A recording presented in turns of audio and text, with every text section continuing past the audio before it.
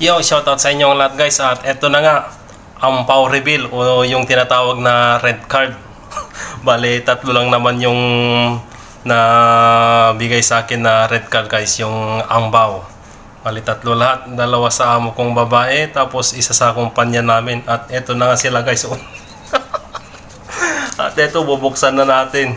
Isa-isa na natin. Dito tayo bubunot guys. Ayan, may pangalan pa talaga Ken. Wala, hindi masyado makon guys yung pangalan. Pero i-reveal na natin. Una tayo dito. Aba, maliwanag na 50 guys Kaya kaya dalawa yung binigay ng amo namin guys. Itong isa para doon sa birthday ko nung February 7. Tapos ito naman dahil Chinese New Year, ito yung binigay niya. Another 50 ulit. Tapos ito, alam ko na to kung magkano. Tapos alam ko na rin kung magkano yung bibigay ng amo namin na babae na matanda, kasi taon-taon yun naman yung binibigay sa akin, 100. Tapos dalawang red card. Tapos ito naman galing sa kumpanya namin, $8 lang to guys, gaya ng nakaraan na upload ko na sinabi ko sa inyo na baka $8 yung ibibigay, kasi yun naman yung dating binibigay. Pero dati 4 hanggang naging 6, ngayon 8 na. Yan tingnan niya naman 2, 4, 6, 8 di ba? Di pa talaga sinaradong $10. Pero kasi guys, marami rin kaming trabador nila, kaya ito lang yung binigay nila. Pero dapat sana sinarado na nilang 10. Pero di ko lang alam kung magbibigay pa yung namin HR. Pero nung nakaraan na Chinese New Year, wala naman binigay sa amin. Kaya ito lang yung natanggap ko guys. Bale, $108 lahat. Yan Ayan, $108 lahat ito guys. At saka ang paggagamitan ko nga pala nito, dahil magpapapalit na ako ng passport, yung pagpa-renew ay 120 ata. So ang kulang pa nito ay $12. Meron pa naman akong natitirang pang allowance, yun na lang yung pangdagdag ko sa pagpapa-renew ko ng passport.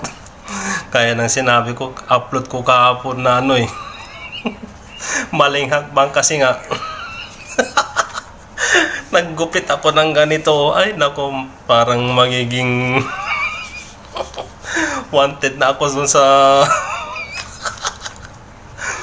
litrato ko dun sa passport ko. Pero okay lang yan guys, at least mapalitan ko na yung passport ko, kasi nga Ramos. Tapos papachange ko yung apelyido ko dun, magiging Belyesa na. Kaya ayun, sa mga hindi nakakalam, pag nandito ako sa abroad guys, ginagamit ko talaga Ramos, kasi yun yung lumalabas na apelyido namin doon sa NSO noon. Hanggang ngayon, yun pa rin. Pero nung nagpatulong ako doon sa asawa ng tito ko, si Auntie Patricia, kumuha siya, tinignan niya kung meron na ba. Ayun, meron na nga, Belyesa, may lumabas na Belyesa na, kaya magpapapalit na ako ng apelyido ko. Yung Ramos magiging Belyesa na, kaya eto, Kennedy Belyesa, legit na Belyesa na. Pero yung passport ko Ramos pa rin. Hanggang hindi pa napapalitan ng Belyesa, ginagamit ko pa rin Ramos. Pero yung di ko alam kung yung S-Pass ko dito ay Belyesa na. Tapos pag makuha ko na yung bago kong passport, ay magpapakuan din ako sa aking mga bank account dito, dun sa UOB, tapos saka DBS. Although monetize na itong profile ko na to guys, hindi ko pa nilagay yung bank details ko, kasi nga kailangan ko pang ayusin yun bago ko ilagay yung bank details ko dito sa at payout, para hindi na ako magka-aberya pag nagkataon na ilalagay ko na yung bank account ko na ngayon na hindi pa napapalitan yung apelyido ko doon. Kaya mas mabuti na hintayin ko muna yung bagong passport ko, tapos pagkatapos makuha ko na yon, pupunta ko dun sa UOB, tapos sa DBS para i-update yung apelyido ko dun para maayos na. At ayun na nga guys, ito lang naman yung natanggap ko, 108. Kulang pa ng $12 talaga para pagpa-renew. Gaya ng sinabi ko, meron pa naman akong extra na pera, yun na lang yung idadagdag ko.